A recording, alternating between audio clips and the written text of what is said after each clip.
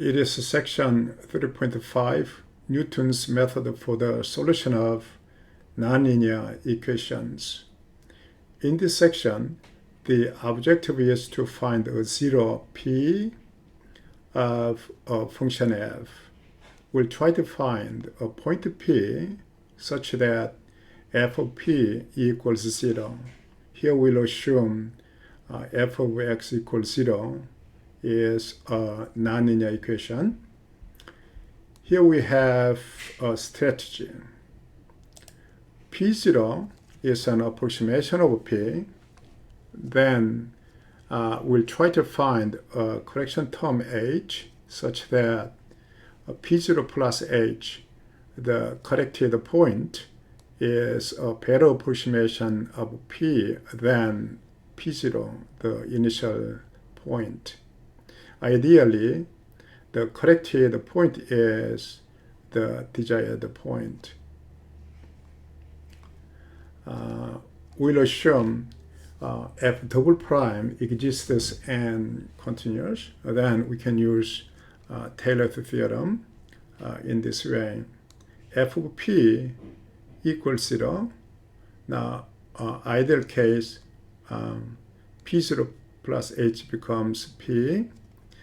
Now, using the Taylor theorem, we have such terms where h is p minus p0. When h in modulus is small, then this remainder term will be small. So it's reasonable to ignore this term and solve for h. Here, after ignoring this one, now we move this one to the other side and divide by f prime p0. Then we have this term. Now we are using approximation sign because we ignored that one. And so we have h is same as that one. And we try to solve for p, but it's approximation, so that after moving this one to the other side, we name it p1. Then here p0 is initial point, and this is the correction term. And after correction, we name p1. Here, p1 may be a better approximation of p than p0. The update can be repeated. That's the Newton's method for solving f of x equals 0. For p0 chosen close to the root p, we compute pn repeatedly using that equation. So that repeatedly we try to produce a sequence of points. Then we have to get Pn and converge to the desired point P. Here, let's see a graphical interpretation of the Newton's method. P0 is the initial approximation close to P. Then the tangent line at P0 and f P0 can be formulated in this way. This is the point slope form. If you see here this figure, then now here that is P0, then this point is P0, f of P0, and slope at this point will be f prime of P0. So we can make this a tangent line, here this line, and we'll try to find x-intercept of the tangent line. Then here, by putting this term 0, and we solve for x, then we recheck that one. But this quantity is the same as here, P1. That means that Newton's method is trying to update the solution in this way. For given value, we go to the graph and construct a tangent line and try to find x-intercept. That intercept becomes updated point. And P2 will be gotten repeatedly. Here, that one, go over there and tangent line and intercept. That is P2. And again, P3 will be here and so on, so that it is approaching to the desired point. Okay. Now, when we derive the Newton's method, we ignore the second order term, so that the h is larger than it is not, it may not converge. For example, we start with the arctangent of x. If we try to solve equal 0, and the curve of arctangent is given in this way, so that the 0, unique 0 is the origin. The 0, x equals 0 is the unique 0 of the function.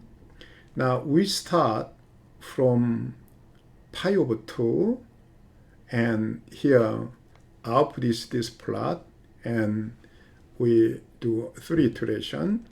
Okay, here start with this one, pi over 2, and go to the curve and tangent line, and here we have P1, and from P1 again we follow the corresponding tangent line and reach the intercept. That will be P2, and again here now go over there, that is P3. If you try to get P4, then from here now go over there far away. So it is diverging. The reason it is diverging is the poor initialization. Pi over 2 is too far from the solution P. Okay. The Newton's method may diverge unless the initialization is accurate. It cannot be continued if at some point the derivative is 0, then it is broken. Here, however, Newton's method is most effective when f prime is bounded away from 0 near P. So it is f prime is non-zero, then Newton's method is most attractive method. Here we have convergence analysis. I'll not deal with this one here. If you are interested in the theory, then try to read it. Your main result is here. The current the iterate error is now related with the square of previous error, and along with that coefficients, assuming f prime is far away from 0 and f double prime is bounded, this one is a bounded number and a bounded quantity, so that we can say this one, convergence of Newton's method. Here we assume f is continuously differentiable twice, and p is in the interval, and f of p is 0, and f prime of p is non-zero. So we assume here around p is far away from 0, and this is bounded. That is, after second derivative is continuous, which means that the value is bounded. Okay, now if the Newton's method started P0 in that neighborhood, that means P0 is chosen accurately, then the Newton method generates a convergent sequence Pn satisfying this inequality. Here, error in the current level is bounded by a constant, and error from the previous level. So it is a quadratic convergence. It's rapidly converging. Now, for the same problem, finding zero of arctangent, here we start with P0 pi over 5 rather than pi over 2. Then here up this sequence and maximum iteration of 5. As you can see over there, here the Pn is converging to 0 very rapidly. I tried to print out this one in detail along with many digits, and I found that here En is bounded by here about 2/3 times En minus 1 cubed. So it is a quadratic, a cubic convergence. So it is a kind of a superconvergence. The reason we can see this superconvergence is that the function, the arctangent, is symmetric. So if you try to use symmetric structure inherited in the problem quite nicely, then you can enjoy some superconvergence in many cases. Okay, now let's see a practical application of Newton's method. And for convex function, f is now continuously second differentiable and increasing and convex and has a 0p, then the 0p is unique. It must be unique because it's increasing function. A 0 is there, then the 0 must be unique. And the Newton iteration converges to p from any starting point. That one can be applied for finding square root of a number q. So let's try to use the Newton method to find the square root of a number q. Here, the target is x equal square root of q. From this one, we can see here the equation. Now, square both sides and move q the other side. We reach that one. Now we define this portion as f of x. Then f prime of x will be 2x. Now the corresponding Newton method reads here, Pn is Pn minus 1 minus the correction term. Now f of Pn minus 1 is this one. F prime Pn minus 1 is twice over Pn minus 1. Now we simplify. There is average value of Pn minus 1 and the ratio between Q and Pn minus 1. So that is Newton method. We implemented here with the name my square root. Okay, here the Q is given. Now we initialize the Pn. Here we'll use x variable, q plus 1 over 2. You can use q. It doesn't matter in many cases, but we initialize this way. And then now we do this operation, x plus x, okay, that's q over x, and divide by 2. That is updated x.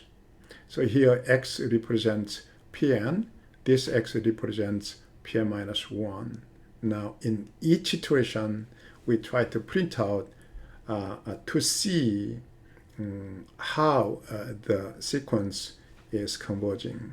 Okay, here the result is 416, and it is converging in this way. Now 1, so that P1 is this value, P2, and so on. So that after 6 iteration, and from 7th one, we cannot see the change. Right now, we are printing out with a 16-digit accuracy. So after 6th iteration, it converged to the desired solution with accuracy 16 digits. So it is converging very fast. The reason is it is quadratic convergence characteristics. Now for 0.1, here we have the sequence, and now after 5 iteration, it is not changing, so that in 5 iteration we got a really accurate solution. This algorithm is implemented practically in your computer. If you call the function square root sqrt, then such operations will be fulfilled and you'll get the solution. You don't have to give some stopping criteria, because if you check stopping, then also that takes time. This is really simple operations, so that, for example, 8 or 9 iterations, then the result will be really accurate. So that is practically used in your computer and in your calculator. Okay, that's the end of the section. Thank you.